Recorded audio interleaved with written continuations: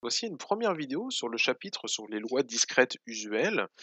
Dans un premier temps, je donnerai quelques généralités sur ces lois usuelles, et après je reviendrai sur des variables aléatoires usuelles particulières. Dans cette vidéo, je me contenterai de quelques lois discrètes usuelles finies. Et je ferai une autre vidéo pour les lois discrètes infinies. Alors, commençons par les généralités.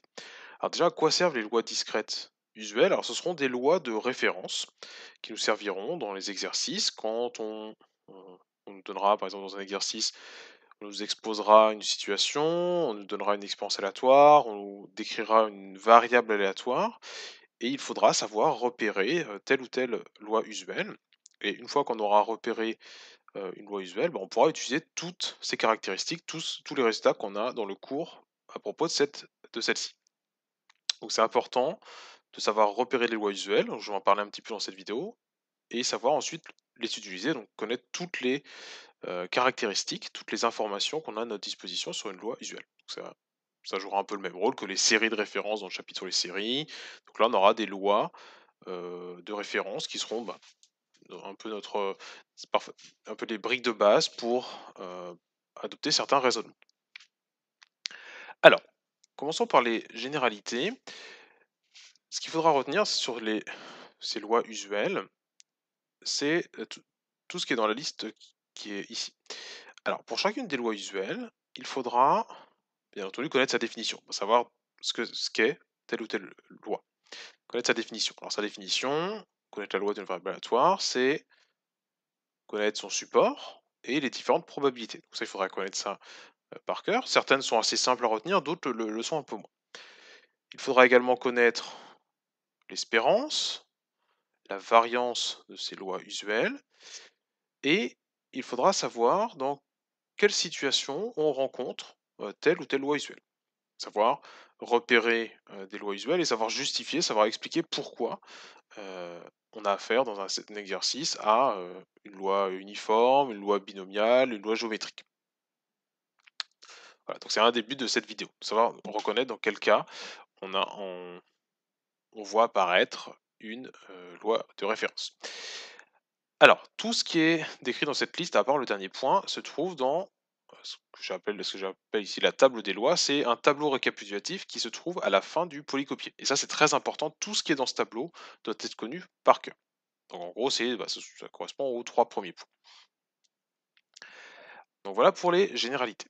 Ensuite, je vais m'intéresser à des variables aléatoires discrètes finies, particulières. On va commencer par ce qu'on appelle la loi uniforme, ou plutôt les lois uniformes. Alors, je ne vais pas rentrer beaucoup dans les détails, je ne vais pas dire grand-chose sur ces lois uniformes. D'une part, parce qu'il y a des choses qui sont dans le polycopier qui ne sont pas très compliquées à comprendre quand on les lit, et d'autre part parce que je reviendrai sur certaines de ces définitions ou propriétés du cours. Quand-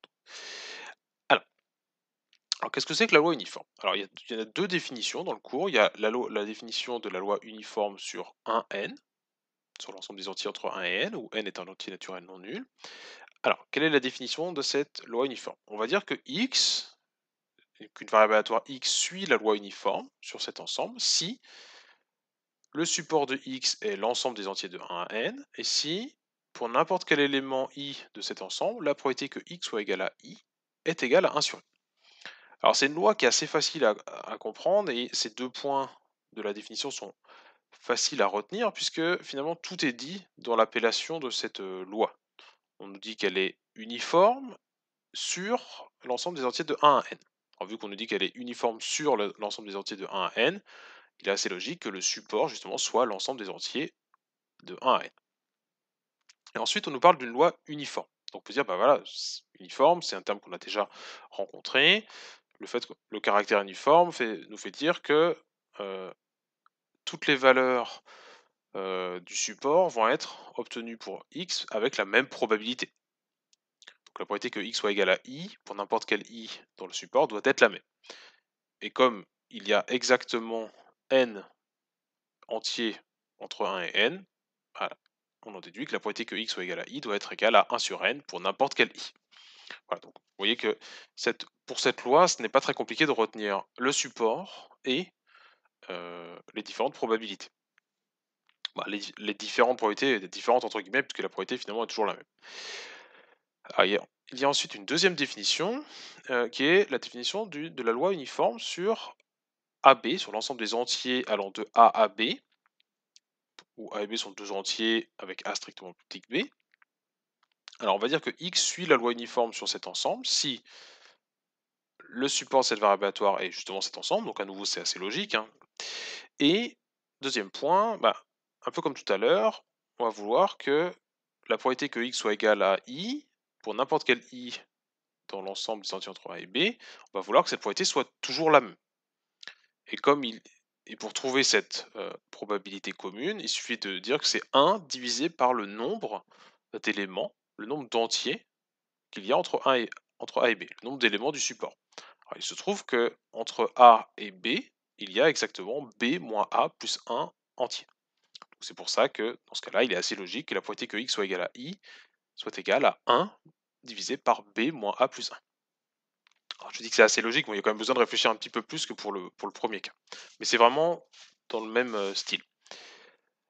Alors, on a deux définitions, et il se trouve que la deuxième, finalement, c'est une généralisation de la première.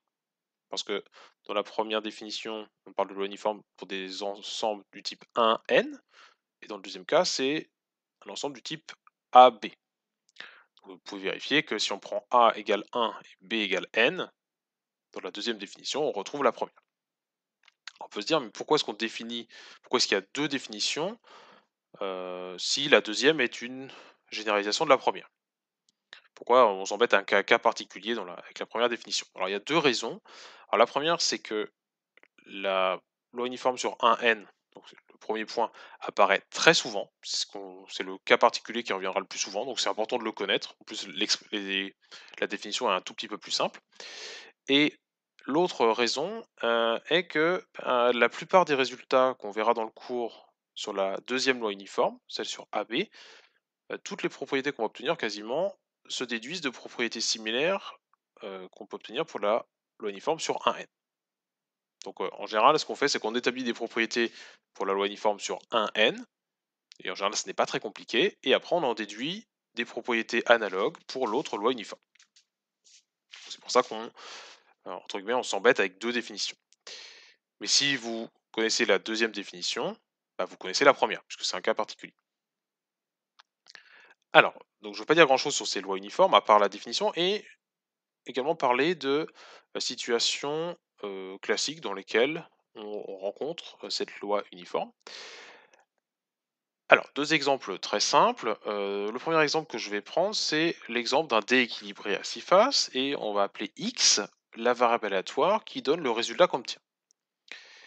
Alors, x suit la loi uniforme sur 1, 6. Donc c'est assez facile à comprendre, puisque, bon déjà, on a bien des résultats qui peuvent aller de 1 jusqu'à 6. C'est une première chose. Et ensuite, le fait que le dé soit équilibré, donc c'est pour ça que je l'ai souligné en rouge, le fait que le dé soit équilibré est très important, puisque ça nous garantit qu'on a bien une loi uniforme. Là, on a la même probabilité d'obtenir 1, 2, 3, 4, 5 ou 6 avec le dé. À chaque fois, on a une probabilité de 1 sixième. Donc voilà pour ce premier exemple. Et ensuite, un deuxième exemple dans lequel on effectue un tirage dans une urne qui contient un certain nombre de boules indiscernables touchées, donc en fait il y en a ici 21, elles sont numérotées de 0 à 20, et on note Y, le numéro obtenu. Alors dans ce cas-là, Y suit la loi uniforme sur l'ensemble des entiers entre 0 et 20. Donc à nouveau, c'est assez facile à comprendre. Donc on nous dit déjà que les boules sont numérotées de 0 à 20, donc la loi est bien, donc le support de Y va bien être l'ensemble des entiers de 0 à 20.